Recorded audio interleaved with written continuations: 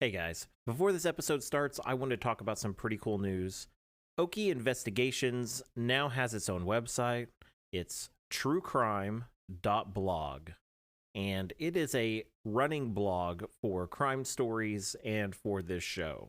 So if you're a true crime buff and you want to see some cool things that we gathered while researching each show, including a timeline of events that we put together, newspaper clippings, court documents, and much, much more, come check us out at truecrime.blog. 1, 2, 3, and... Hello everyone and welcome to Okie Investigations. My name is Trevor Shelby. In this episode, we're going to discuss the power of greed and the death of Joe Novotny, who was gunned down in the streets of Tonkawa. In this episode, we'll discuss what happened, why, and what's happened since. But first, if you're a first-time listener, to experience this podcast to its finest, hit that subscribe button so when we have new episodes, you will be the first to know. Then, head on over to our Facebook page. Here we can discuss the case together and perhaps come up with our own theories on the many cases that will be featured on this show. You can find us at facebook.com/Okie Investigations. Joseph Hupka Sr., who went by the name Joe, was born in Kochny, Bohemia, on December 20th, 1855. His childhood was full of fear of having to live under the oppressive and cruel form of government at the time. He sailed across the seas, landed in Baltimore, Maryland, where together with his wife, they built themselves a little home of their own and enjoyed the beautiful air of freedom. After a few years, they moved to Cleveland, Ohio, and then later to Chicago. Eventually, they found their way to Oklahoma City. Finally, in 1893, they settled on a homestead in the Glen Rose Township, where at first Joe engaged in farming, and later in fruit raising. The family was known for the time for having the finest vineyard in Noble County. Greed can be a powerful thing. It can be used to create empires of wealth. It can also be used to destroy lives. It was once said by American author Edward Abbey, "A house built on greed cannot long endure." This little homestead in the Glen Rose Township in Noble County was built on the Oklahoma foundation of greed, oil. For a number of years, the Hupka family lived on the quarter section of land. They built a small homestead, raised a loving family, and started a series of farms. It was the early 20th century American dream. It wasn't until 1919 when local oil man Joe Novotny, who was also Joe Hupka's son-in-law, offered the family $18,000 for the land that Joe Hupka, the family patriarch, had built. The oil man, Joe Novotny, had the suspicion that there might be oil on the Hupka land. He knew he could be wrong, and he was willing to take the chance. At the time, $18,000 was more than fair for land with no oil. So if nothing came from it, he might just sell it and then get his money back. It didn't take long for Joe Hupka to make his final decision. By selling the homestead for $18,000, they would be able to move into a little bit of a better situation. But he didn't see the fruits of his labor. Before the deal could be signed and finished, Joe Hupka fell ill. He was rushed for treatment in Oklahoma City and then later died. He left behind his wife, Anna, son Joseph Jr., and 4 daughters. Now, Anna Hupka decided that it was the wish of her husband to sell the land, and they would continue to do so. The deal was done, and the family received their $18,000. Just months after the deal was made, it became quite clear why Joe Novotny wanted the land. He began drilling for oil on the former Hupka land, and after a considerable amount of money was spent drilling, a year after the purchase, he struck oil.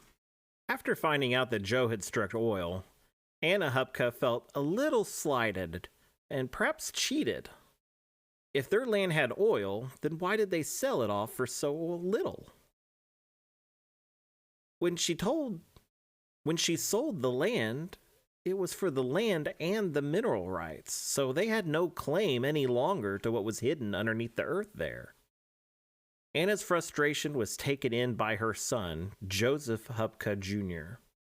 Joseph was unwilling to accept that the land that they had owned for so long, that had enough oil to change the lives of his family, could be stolen in such a way and by someone that was considered family. Joseph was also mad with the fact that they lost other parcels of land that they didn't think were included in the original sale. Joseph confronted his brother-in-law, Joe, about it. Although Joe did not want the Hupka family to hate him, he felt that he was completely in the right not to share any of his newfound wealth with their family. They might have owned the land at one time, but he took the risk in purchasing the land and fronted the money to drill for oil. Joseph, however, began to obsess over the sale of the land. He began to write letters to his brother-in-law. Through considerable research, I was able to locate one full letter. It was addressed to Joseph Novotny, Tonkawa, Oklahoma. About 30 days ago, I wrote you, stating certain facts. Up to this date, I have not received word from you. I'm not surprised at all, because that is the way you have conducted yourself in the past. I've studied you from every angle, and this is the whole thing in a nutshell. It is your motto day by day. I am doing well, and let others go to hell. I have said to them what they can do to me as they like. But to you I say, for the last time, that I have been trampled and stomped on by all I care to be by you. And before I would have you do this any longer, I would rather see myself in hell. I enclose the $5 you loaned me.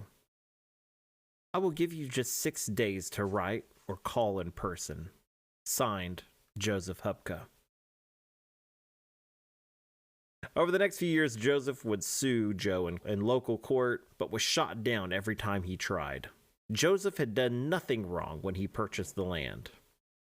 Every time he would lose, Joseph Jr. would get madder and madder. This came to head in September 22nd, 1926. Joseph left his house with a gun in hand and was looking for Joe Novotny. He decided that he needed this to end once and for all. Joseph found his brother-in-law on the streets of Tonkawa. He approached him and fired 7 shots. Joe was dead before he hit the ground. Joseph then threw the pistol at Joe, striking his lifeless face. There were many witnesses to the crime. Many of them knew both parties involved. Here are some of their sworn statements. This one's by Edward Daniel, a witness on behalf of the state. He testified that his home was in Tonkawa, that on the morning of September 22nd, 1926, he was at the corner of 7th and Tonkawa Avenue, and about 10 o'clock that morning, he saw Joseph Hupka. When I first saw the defendant, I was sitting in front of the Kruger building on the steps. I did not know the deceased during his lifetime. The defendant came running around the corner of the building and hollered to another man. The other man looked around, and he came up and hollered, "Hey!" And the man looked around, and a shot was fired. The man fell. I did not see anything in the hand of the man. The defendant was running as he passed me. The man that was killed was out in the street, about the length of an automobile from the curb. He was walking around in front of one automobile and behind the other. I heard nothing said by the man that was killed. There wasn't a word uttered. The man who fired the shot was about 8 feet, the best I can remember, from the man that he shot. After he fired the shot, the man reeled and fell. Maybe I could have counted to 10 before he shot again. I can't tell how many shots were fired. They were fired so fast. After he was through shooting, I jumped and ran close to him and said, "My God, man, what have you done? You've murdered this man." Before that, he had thrown out his gun on the pavement.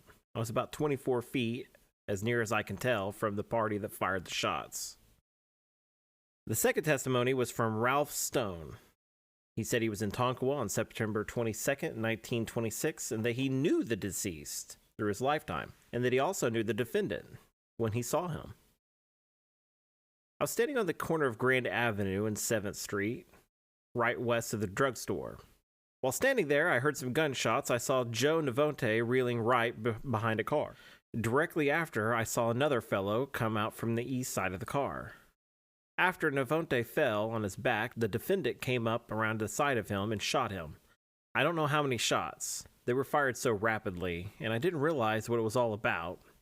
After the shooting, the defendant took his gun and threw it apparently at the deceased. I could not tell from where I was whether it hit the body of the deceased. The defendant just stepped back and put his hands on his hips and stood there. All I heard him say was, he would have done me the same way. Another bystander was L.D. Eastman. He lived in Tonkawa, and he knew Joe Novotny and the defendant. He was in Tonkawa the morning of September 22nd, 1926. When I heard the first shot, I was on the corner of Main and 7th, right at the corner of the drugstore, with Mr. Stone and Mr. Brown. After I heard the shots, I looked around and saw Mr. Novotny was just staggering back behind a car.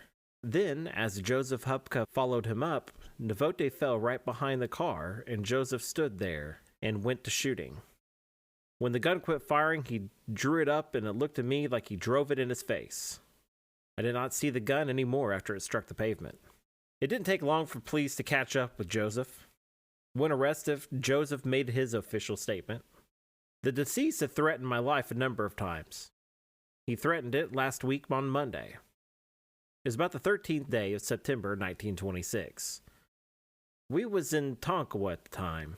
There had been no words between us since the 13th of September 1926, nor has he made any threats against me since that time. And I have made none against him. I left Maryland the morning of September 22nd, 1926, about 6 or 6:30 o'clock.